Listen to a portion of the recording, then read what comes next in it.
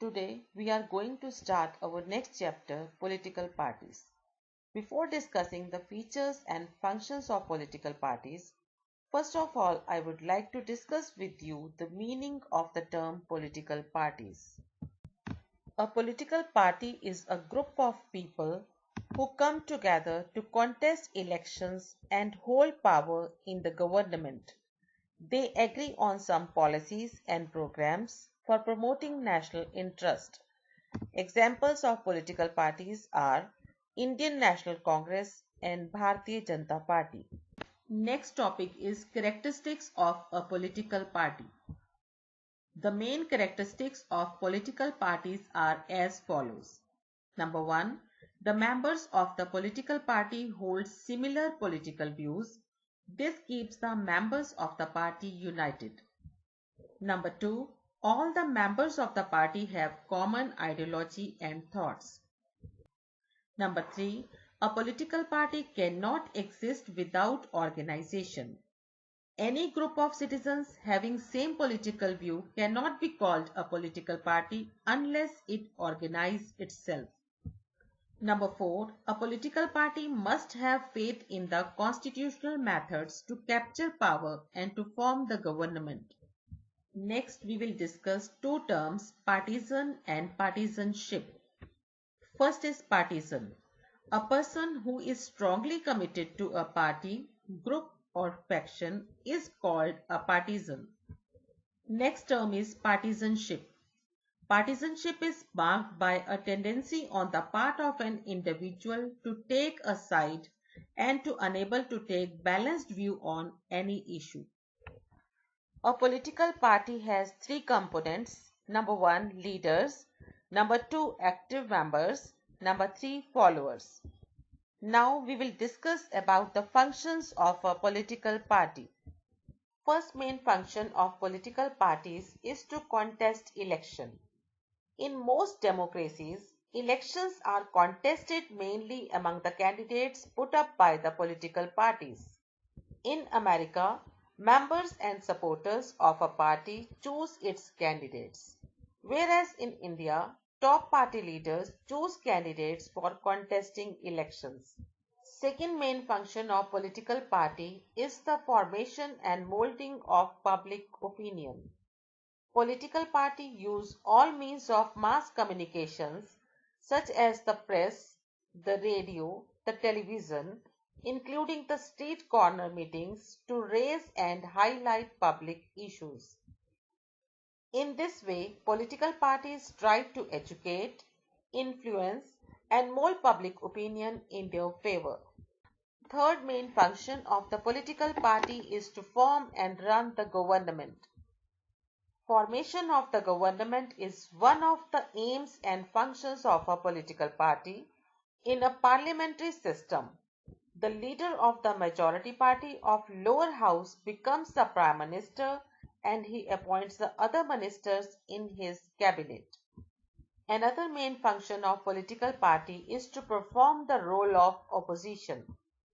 The party or parties which fail to form the government constitute the opposition and perform the most important function of criticism of the working of the government, its policies and its failures.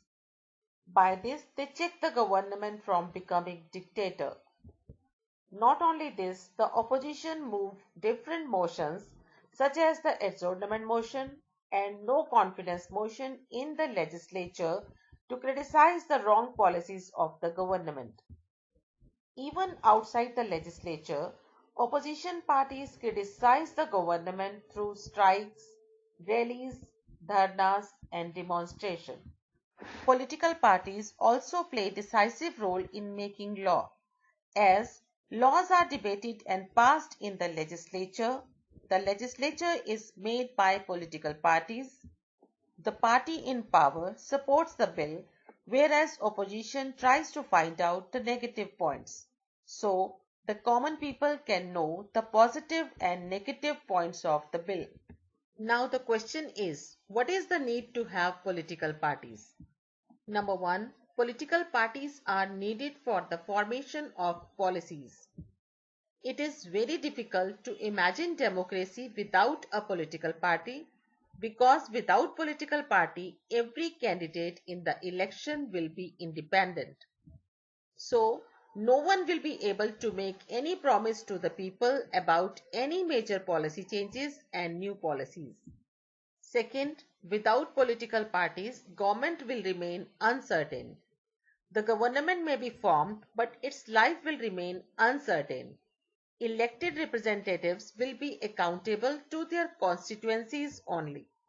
Third one, we need political parties due to representative democracy.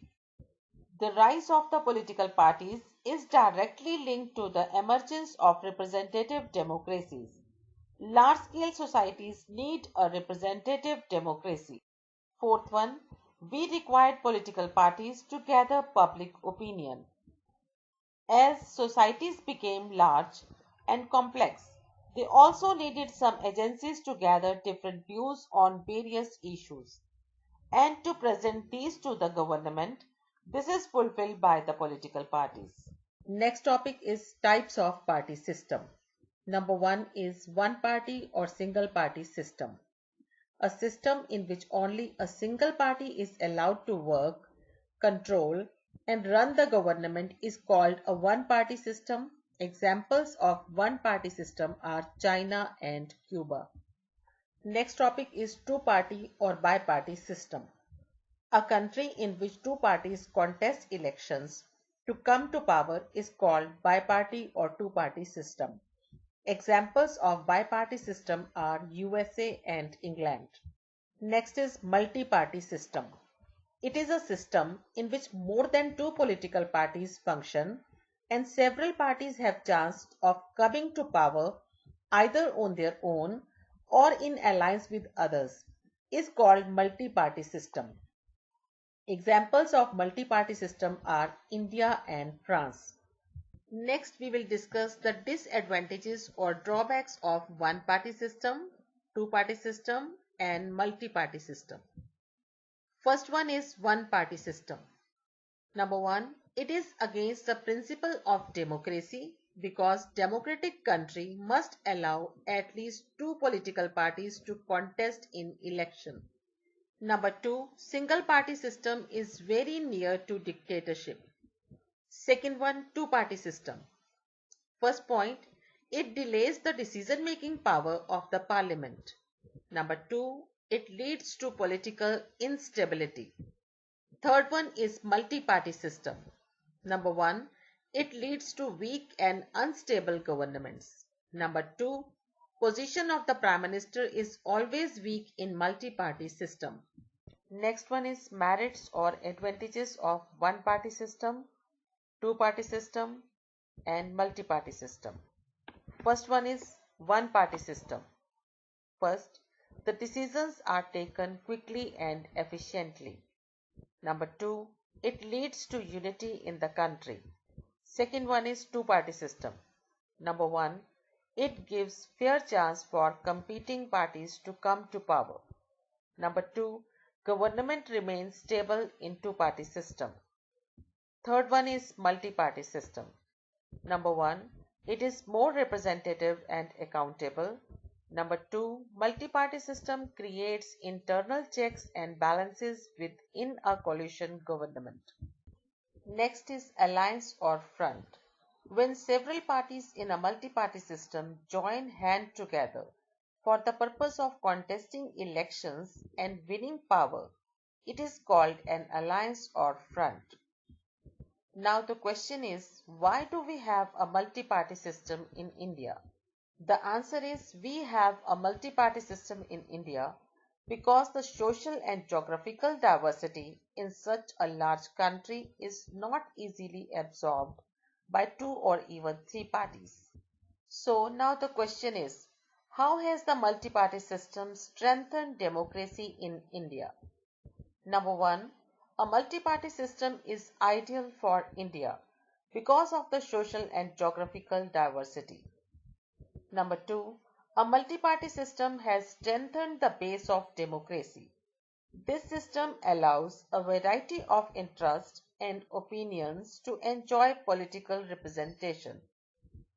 Number 3, a multi-party system provides strong opposition which can check the working of the government. Democracies that follow a federal system all over the world tend to have two kinds of political parties: national level political parties and state level political parties. Every party in the country has to register with the Election Commission. While the Commission treats all the parties equally, it offers some special facilities to large and established parties. These parties are given a unique symbol. Only the official candidates of that party can use that election symbol. Parties that get this privilege and some other special facilities are recognized by the Election Commission for this purpose. That's why these parties are called recognized political parties. The Election Commission has laid down detailed criteria of the proportion of votes and seats that a party must get in order to be a recognized party. A political party that wins at least 6% of the votes in the Lok Sabha elections or assembly elections in 4 states and wins at least 4 seats in the Lok Sabha is registered as a national party. A political party that secures at least 6% of the votes in an election to the Legislative Assembly of a state and wins at least 2 seats is recognized as a state party. More than 750 parties are registered with the Election Commission of India. In 2010, Election Commission of India registered 6 national level and 45 state level political parties. And in 2014 general elections, Election Commission of India registered 6 national level and 49 state level political parties. First, we will discuss Indian National Congress. The Indian National Congress is the oldest political party of India. It was formed in 1885. Today, Congress-led UPA alliance is an opposition party of the country. The main ideologies of Congress are to preserve the country's unity and integrity and to promote the interest of minority groups. Next is Bharatiya Janata Party. BJP was founded in 1980 as a result of a split in the Janata Party. In 1999, the BJP formed the government with its other alliance partner under the banner of the National Democratic Alliance. BJP was defeated in 2004 and 2009 general elections. In 2014 elections, BJP and its allies NDA have got the majority and formed the government in the center. The main points of manifesto of BJP are to ensure regular and fair election, to continue reservation for scheduled caste and scheduled tribes, and it believed in the theory of cultural nationalism or Hindutva. Next is Bahujan Samaj Party. BSP was formed in 1984 under the leadership of Kashiram. Now its leader is Mayawati. It seeks to represent the BSP, which includes the Dalits, Adivasis and OBCs and religious minorities. It draws inspirations from the ideas and teachings of Sahu Maharaj, Mahatma Phule, Priyar Ramaswamy Naikar and B.R. Ambedkar. It has main base in UP, MP, Delhi, Punjab and Chhattisgarh. Next is Communist Party of India. The CPI was founded in 1925. In 1964, the CPI got divided into CPI and CPI-M on the question of support to China. This party supports socialism, secularism and democracy.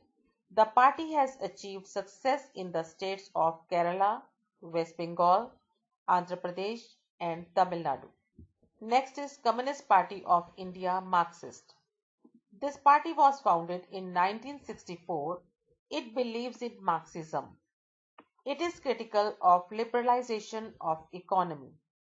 This party also believes in socialism, secularism and democracy. The party has achieved success in West Bengal, Kerala and Tamil Nadu. Next is National Congress Party. National Congress Party was formed in 1999 due to split in Congress Party. It favors Gandhian secularism, equality, democracy, social justice, and federalism. It is a major party in Maharashtra. Next topic is difference between national parties and regional parties. First of all, we will discuss about the regional party. A party that secures at least 6% of the total votes in an election to the Legislative Assembly of a state and wins at least two seats is recognized as a state party. These parties exist, operate, and function at the regional level. These parties raise regional issues. Examples of regional parties are Akali Dal, Shiv Sena, DMK, AIADMK, etc. Next is National Party. A party that secures at least 6% of the total votes in the Lok Sabha elections or the Assembly elections in the four states and wins at least four seats in the Lok Sabha is recognized as a national party. These parties exist, operate, and function at the national level. These parties raise national issues. Examples of national level parties are Indian National Congress, BJP, CPI, CPIM, etc. We have seen how crucial political parties are for the working of democracy. Even then, people blame parties for whatever is wrong with the working of democracy. All over the world, people express strong dissatisfaction with the failure of political parties to perform their functions well. This is the case in our country too. Popular dissatisfaction and criticism has focused on four problem areas in the working of political parties. Political parties need to face and overcome these challenges in order to remain effective instrument of democracy. The first challenge is lack of internal democracy. In almost all the countries of the world, the power in the party is concentrated in the hands of one or a few leaders at the top. They do not conduct internal elections regularly. Ordinary members of the party do not get sufficient information on what is happening in the party. Those who disagree with the views of the leaders find it difficult to continue in the party. Second challenge is dynastic succession. This is the second most important challenge in front of most of the political parties of India. In many parties, the top positions are always controlled by the members of the families. The third challenge is about the growing role of money and muscle power in parties, especially during elections. During periodic elections in the country, the parties tend to nominate those candidates who can give funds to the party. Rich people and companies who give funds to the parties tend to have an influence on policies and decisions of the party. The fourth challenge is lack of meaningful choice to the voters. There has been a decline in the ideological difference among parties in most of the countries of the world. For example, the difference between the Republican Party and the Democratic Party in the USA is very little. All these confuse the voters. So now the question is, how can parties be reformed? Let us look at some of the recent efforts and suggestions in our country to reform political parties and its leaders. Number one, the Constitution of India was amended to prevent the elected MPs and MLAs from changing their parties. It is called defection when elected candidates change their parties for personal benefits. Second, the contesting candidates have to file an affidavit stating their personal property and the criminal cases against them. It is compulsory for them according to the Supreme Court orders.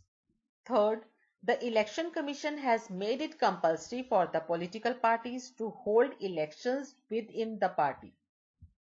Fourth, the different parties should get money from the state government for election purposes. It will reduce the role of money in the election process. Besides these, many suggestions are often made to reform political parties. Number one, many people are of the opinion that, with the purpose to check the misuse of money power, provision of state funding of elections should be made. Number two, the voters list should be revised at regular intervals and the names of the dead or bogus voters should be deleted from the list and the names of the new eligible voters should be included in these lists. However, these suggestions have not yet been accepted by political parties. There are two other ways in which political parties can be reformed. One way, people can put pressure on political parties. This can be done through petitions, publicity, and agitations. Second way, political parties can improve. If those who want disjoin political parties, the quality of democracy depends upon the degree of public participation. It is difficult to reform politics if ordinary citizens do not take part in it and simply criticize it from the outside. The problem of bad politics can be solved by more and better politics.